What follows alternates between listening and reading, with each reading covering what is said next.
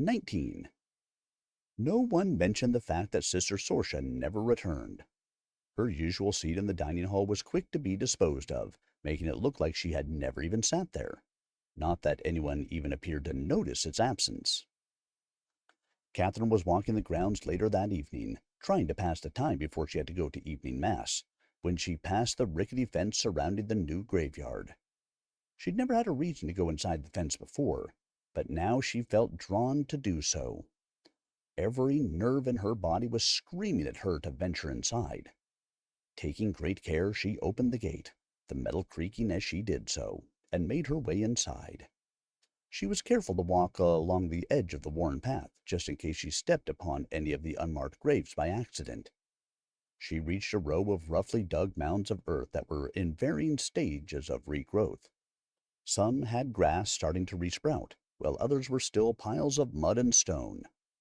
She stopped in front of a lone mound at the end, which she thought was the most recent. A shovel lay only a few inches away from the unearthed mud. It looked like someone had tried to compact the earth, concealing what was hidden underneath. Katherine knew she had been drawn to this spot for a reason. This had to be Sister Sorcia. She knew it without needing to give the ground a second glance. She was about to kneel to pay her respects to her fallen friend, when the hairs on the back of her neck shot up. Someone was watching her. She could feel their eyes observing her every movement, analyzing her reaction to discovering the grave. Sister Sorcia's horrific and untimely disappearance had made her even more wary of Sister Nora. She had a sickening feeling the nun would soon grow tired of her sadistic mind games and horrific physical torment.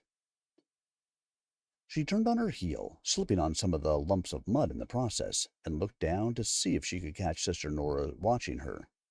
There was no one, but before turning back to the grave, she glimpsed a mysterious figure through an upstairs window.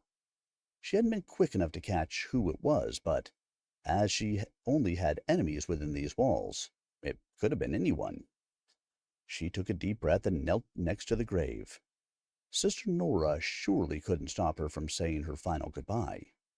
She made a mental note to pick some of the daisies that were growing by the hedge to place them on the grave. She recognized this was silly, whimsical, and frankly a little childish, and that there was a chance someone would notice the flowers and throw them away. But she felt she owed it to Sorcia to try to leave something positive on her final resting place. She noticed a light gray, roundish stone had been placed at the top of the mound, which, she presumed, was the head of the grave. Wanting to keep the grave as natural and undisturbed as she could, she decided to remove it. She was about to toss it over the fence when she noticed some strange markings on the back of it. They were difficult to make out, clearly due to the caked-on mud, but they seemed to be a group of circles, reminding her of coins. She knew she had seen the markings somewhere before, but couldn't put her finger on where. She placed the stone inside her pocket, wiped her hands on her dress, and went back inside the orphanage. She would have to figure out later why those markings were so familiar and what the meaning was behind them. Later that night, after Sister Nora had done her rounds through the girls' dormitory, Katherine leaned over the side of her bed and reached for the dress that she had worn earlier that day.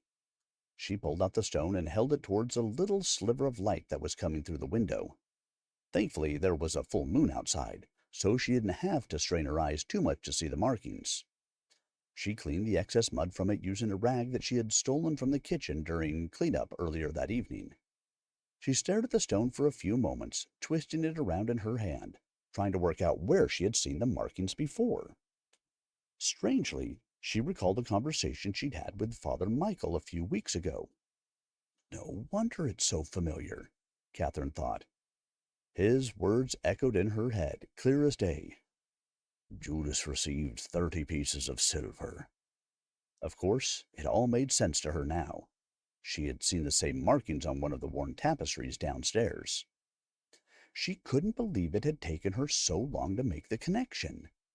There were tapestries placed all around the orphanage, and each of them had a symbol on it to denote each disciple.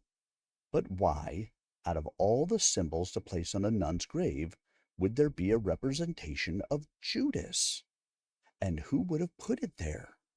It just didn't make sense to her. She lowered her head in defeat, disappointed with herself for not being able to figure everything out and being left with more questions and answers yet again. She used her 2 index fingers to rub her temples. Her head was hurting from all the confusion. She sat, staring blankly into space for a few moments before deciding, with great reluctance, that she needed to investigate further and find out why the stone was placed on Sister Sorcia's grave. She owed her that much, at least. Catherine spent a few seconds weighing up her options. The image of Sister Nora kept intruding into her mind like an omen. She was already on thin ice with the mad woman, and she didn't want to give her any ammunition to hurt her again. But then, what did she have to lose? She was punished even when she'd done nothing wrong. So, shouldn't she at least try to pursue the answers to her questions? She would have to be extremely careful about how she went about it.